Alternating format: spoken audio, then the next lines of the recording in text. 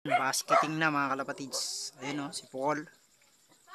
So, maganda yung kondisyon niya. Sabi ko nga, hindi siya galgal nung umuwi. Ayan. So, loading. Tonight. Ayan. Makauwi pa sana tong ibon natin. So, sana mag-clock. Kahit pa paano. Ayan. Kapag-finisher ulit tayo guys ng ibon. So, ayan si Paul. So, good luck sa Sunday mga kalapatids. Last lap ngayon.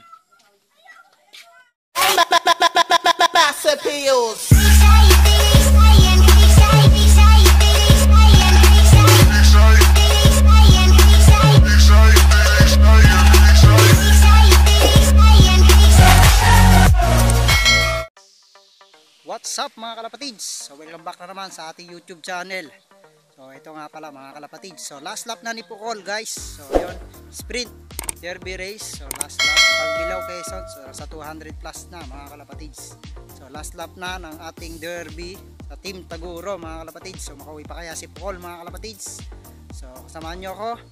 And abang na tayo mga kalapatids. So meron nang nag-clock sa mga gawing bungad, ano? So 20 na nag-clock mga kalapatids. So ismash nga daw sa release site. So makulimlim. So dito sa area natin. So ayan nga guys, napakaganda ng panahon dito sa area ng Nueva Ecija. So ayan. So syempre shout out dyan kay paring Christian Santos. So live yung ibon niya. So sana mag-clock pa rin sa iyo pre. So ayan, live din kay nila paring Chambalero Bros TV. So tayo, bumutas na tayo ng third lap. So ang malaga natin, so kasama tayo sa kwentuhan, sabi nga ni Idol. So last lap, mag-aabang na tayo.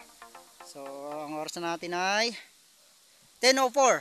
So yan, nasa 1K na lang mga kalapatids yung ispiran. So nasa first clocker, so 900 plus yung nag-first. So napakatuloy na talaga ng ibon na yun mga kalapatids. Si Idol Michael Cortez. So yan, siya yung nangunguna ngayon sa clocking. So meron ng 20. So abang-abang na tayo kay Paul guys. So makakauwi pa kaya. So sana makauwi pa. So maglakman lang sana mga kalapatids. So tingnan natin kung okay yung uwi niya, no? So maganda naman yung kanyang katawan. Maganda rin yung kanyang kondisyon. Dahil nga naligo pa siya bago natin mai-load yung ibon mga kalapatids. So ayun. So dito tayo sa likuran. So ito yung loop natin. So dito tayo sa clear area para makita natin yung ibon guys. So ayan, tingnan natin guys. Yun o. Napakaganda ng panahon. So medyo mainit-init na rin dahil nga alas 10 na. So wala pa yung ibon natin guys. So sa 1020. So nasa 900 na lang ispira. Ayan, ganda ng area. So ganda rin ng panahon. So sana kahit mga area makauwi yung ibon natin guys.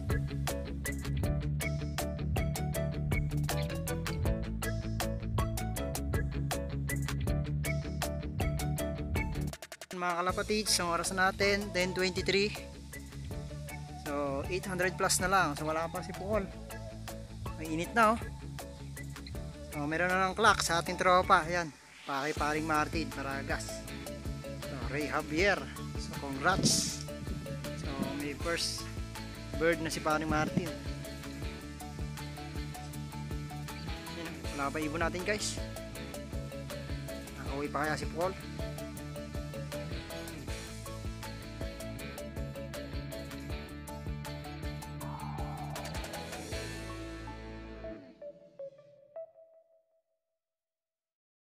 Hangin na mga kalapatids oh.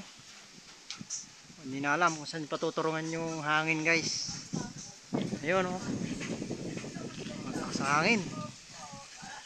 Lakas ng hangin, lapas kay Paul.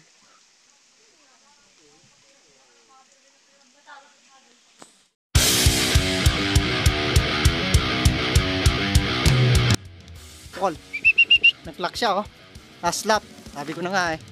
Nag-lock ng ibon natin na to eh. Pasok! Pasok! Sok.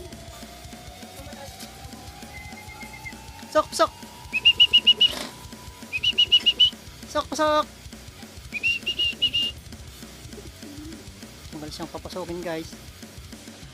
Ayan. Sok, sok. Kaysa na at ako lang nagkakamera mga kalapatids. Ayun o. Sok, sok, pasok. napagod si Pukul ah. Ayaw pumasok eh. Yun. Yun na sa landing board mga kalapatids. Yun o. Clock o. Ayan papa. Clock muna natin guys. Si Pukul. So medyo tumukod siya guys. So. Pero ayos nag-clock siya ng last lap. Sabi ko na nga ika-clock to eh. So ito yung sticker niya guys oh. Yun o. Yun. 837. So hindi lang siya talaga bibilis pero nagka-clock last lap. So sayang bumuto siya ng third lap. So medyo tumukod siya guys. Pero medyo hiningal. So ayos. Sabi ko na magka-clock yung si Pukul eh. Nice. Meron tayong pagbilaw, locker, finisher mga kalapatids. So pwede yata isali to sa special race. Nice oh. A few moments later. Kapatids, si Pukul. Binigyan na natin siya ng inumin. So after 5 minutes, so ayan, painom tayo. So medyo tumukod siya, bibigyan na natin mamaya guys, mamaya ng pagkain niya. So after kumain, so bigyan natin ng antibiotic mga idol. Siyempre sa pagkain, bigyan natin siya ng victory. Para ma-digest niya kagad yung kakainin niya mamaya yung small seeds ano. Ayan o. Nice! Pukul! Last lap, lock tayo. Ayos!